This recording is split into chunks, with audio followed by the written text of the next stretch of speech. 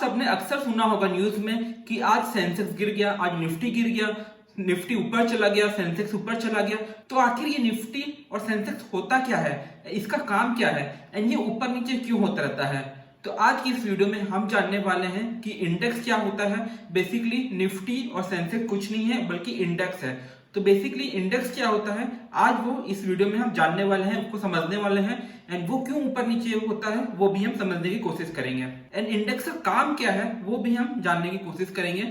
मेरा नाम है केतन अग्रवाल। आगे बढ़ते हैं इस वीडियो के साथ। तो सबसे पहले हम ये समझते हैं कि इंडेक्स होता क्या है। तो बेसिकली इंडेक्स एक ऐसा मेथड है जिससे हम एक एसेट को ट्रैक कर सकते हैं, उस एसेट का परफॉर्मेंस को ट्रैक कर सकते हैं कि वो एसेट का परफॉर्मेंस कैसा आ रहा है। समझ सकते हो, आपको समझ में नहीं आया होगा कुछ भी। देखो, index is something related to the stock market. उसका दूसरे चीजों से कोई रिलेशन नहीं है, सिर्फ और सिर्फ प्योरली स्टॉक मार्केट से रिलेशन है। पहले तो आप ये समझ लो, ठीक है। तो अब देखो, स्टॉक मार्केट ना क्या होता है कि वहां पे स्टॉक मार्केट में बहुत सारे शेयर्स लिस्टेड है, कम से कम 2-3 हजार शेयर्स है जो कि स्टॉक मार्केट में लिस्टेड है। तो अब हमें ये पता करना है कि स्टॉक मार्केट कैसा परफॉर्म कर रहा है, क्या स्टॉक्स ऊपर जा रहे हैं कि नीचे जा रहे हैं। तो हम कैसे पता करेंगे? हमारे लिए तो पॉसिबल नहीं है कि 3000 स्टॉक्स को डेली खोल के ट्रैक करें, हम देखें कि कौन सा शेयर ऊपर जा रहा है नीचे जा रहा है, कैसे पता चलेगा? तो इंडेक्स बेसिकली कुछ भी नहीं है, एक टाइप का एवरेज है। यानी कि ऐसे एक एवरेज बनाया गया है जो कि पूरे स्टॉक मार्केट को रिप्रेजेंट कर सके, ठीक है। उस एवरेज को हम इंडेक्स बोलते हैं। उसके लिए एक अलग फॉर्मूला होता है, नॉर्मल एवरेज का फॉर्मूला यहाँ पे यूज नहीं होता है, उसके लिए अलग फॉर्मूला होता है, उसको आगे हम वीडियो में कवर करेंगे। तो बेसिकली इंडेक्स एक ऐसा टूल है जिससे हमें ये पता चल सके कि स्टॉक मार्केट इस वक्त कैसा परफॉर्म कर रहा है, क्या स्टॉक मार्केट ग्रो कर रहा है कि वहां पे फॉल आने लग रहा है, वो हमें पता चल जाता है। सो बेसिकली इंडेक्स क्या करता है, एक बास्केट ऑफ सिक्योरिटीज को ट्रैक करता है एंड पता लगाने की कोशिश करता है कि स्टॉक मार्केट कैसा परफॉर्म कर रहा है। देखो, स्टॉक मार्केट में ना बहुत सारे अलग अलग सेक्टर्स होते हैं। सेक्टर्स इन द सेंस अलग अलग इंडस्ट्री बोल सकते हैं, जैसे कि आयरन एंड स्टील एक इंडस्ट्री हो गया, एफएमसीजी एक इंडस्ट्री हो गया, आईटी एक इंडस्ट्री हो गया, प्राइवेट बैंक एक इंडस्ट्री बोल सकते हैं, फाइनेंशियल सेक्टर एक इंडस्ट्री बोल सकते हैं, मेटल एक अलग इंडस्ट्री हो गया, रियल्टी एक अलग इंडस्ट्री हो गया। तो ऐसे कई सारे इंडस्ट्रीज हैं जो कि स्टॉक मार्केट में मौजूद है। एंड इंडेक्स यहाँ पे क्या करता है, हर एक इंडस्ट्री से एक दो कंपनीज को पिक करता है जो कि अच्छा परफॉर्म कर रही है, ठीक है। सपोज आईटी से एक दो कंपनी पिक कर लिया, बैंक से एक दो कंपनी पिक कर लिया, ऑटोमोबाइल से एक दो कंपनी को पिक कर लिया, एफएमसीजी से एक दो कंपनी को पिक कर लिया, है ना। तो हर एक इंडस्ट्री से क्या करेगा, एक दो कंपनी को पिक करके 50 कंपनी का, सपोज यहाँ पे एग्जांपल लेते हैं निफ्टी का, तो निफ्टी में क्या होता है 50 कंपनी का शेयर्स पे लिया जाता है अलग अलग सेक्टर से, ठीक है। अब देखो यहाँ पे क्या होगा, जब शेयर मार्केट में 50 कंपनी, जरूरी नहीं है कि एक साथ सब भी लाइक पॉजिटिव साइड जाए तो ऊपर जाए तो सब लोग नीचे जाए। तो उसमें से कुछ हो सकता है कुछ स्टॉक्स अच्छा परफॉर्म करें, कुछ हो सकता है गिरने लगे ऑन अ पर्टिकुलर डे, ठीक है। बट ओवरऑल एवरेज क्या हुआ कल के कंपैरिजन में, सपोज कल का एवरेज था 1000 एंड आज कुछ कुछ स्टॉक्स अच्छा परफॉर्म किए, कुछ कुछ नीचे गिरे, बट आज का एवरेज 1050 हो गया। तो हम ये बोल सकते हैं कि आज निफ्टी 50 पॉइंट से बढ़ गया।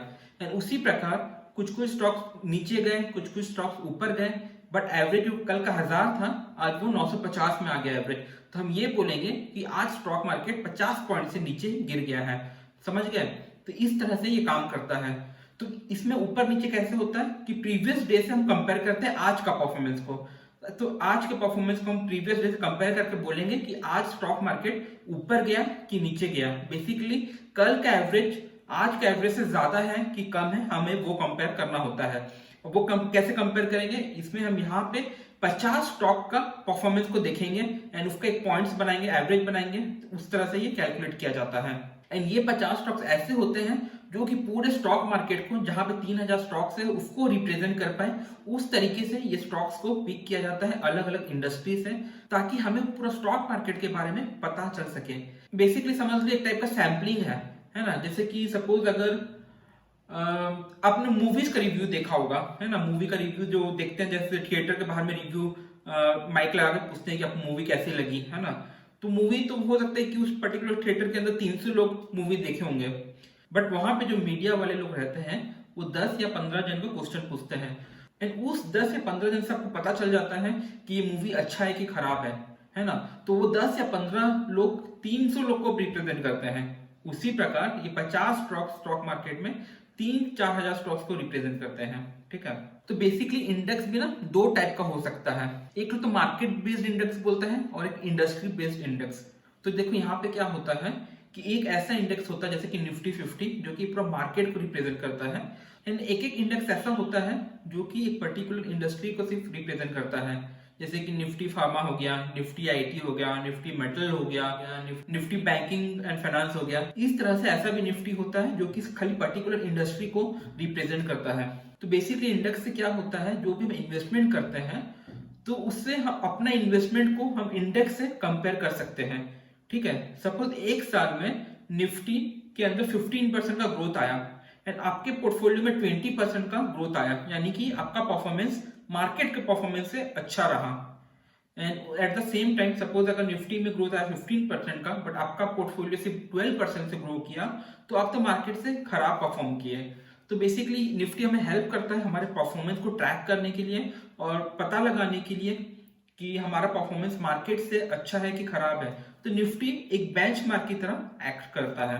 तो निफ्टी से ना हम पैसिव इन्वेस्टमेंट भी कर सकते हैं। देखो कभी कभी क्या होता है कि एक पोर्टफोलियो को बनाना बहुत ही चैलेंजिंग हो जाता है, बट निफ्टी 50 में जो स्टॉक्स है अगर आप उसी के अंदर इन्वेस्टमेंट करें, उन सारी कंपनीज के अंदर ही इन्वेस्टमेंट करें, तो हो सकता है कि आपका रिटर्न भी मार्केट के रिटर्न के हिसाब से ही रहे। अगर सपोज निफ्टी का एवरेज 10 साल का 17% का है तो आपका एवरेज भी 17% हो सकता है, क्योंकि देखो निफ्टी 50 में जो स्टॉक्स है वो 17% से ग्रो किए हैं, तभी तो वो निफ्टी भी 17% से ग्रो किया है।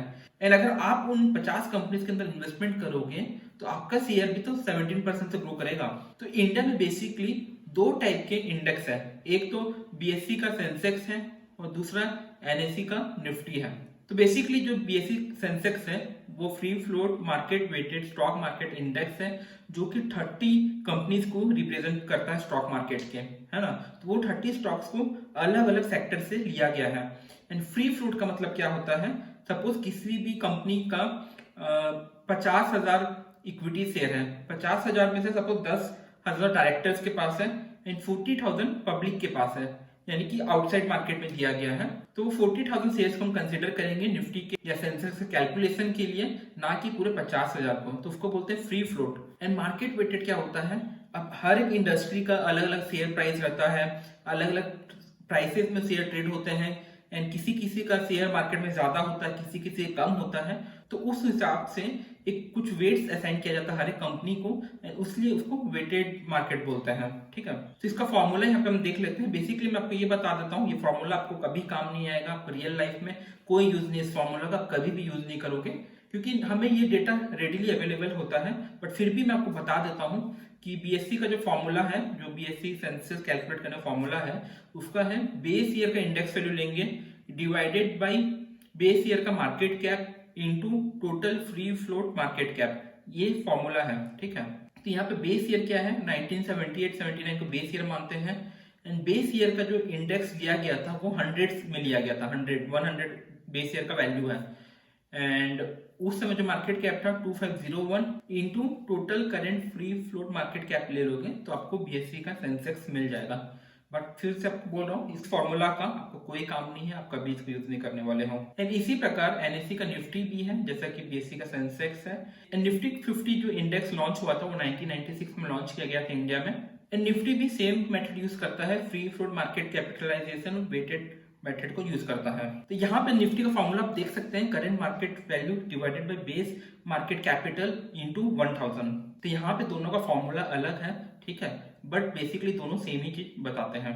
तो ये था इंडेक्स। मैं आशा करता हूँ आपको समझ में आ गया होगा इंडेक्स क्या होता है। फिर से मैं आपको बता देता हूँ, इंडेक्स एक ऐसा टूल है जो कि पूरा स्टॉक मार्केट को रिप्रेजेंट करता है।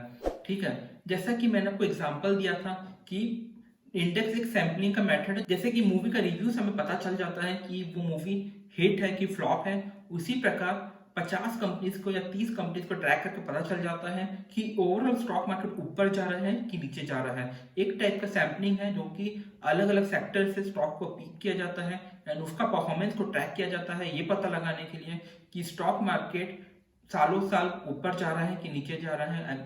एंड अगर ऊपर जा रहा है तो कितना परसेंट से ग्रोथ हो रहा है, नीचे जा रहा है तो कितना परसेंट से गिर रहा है।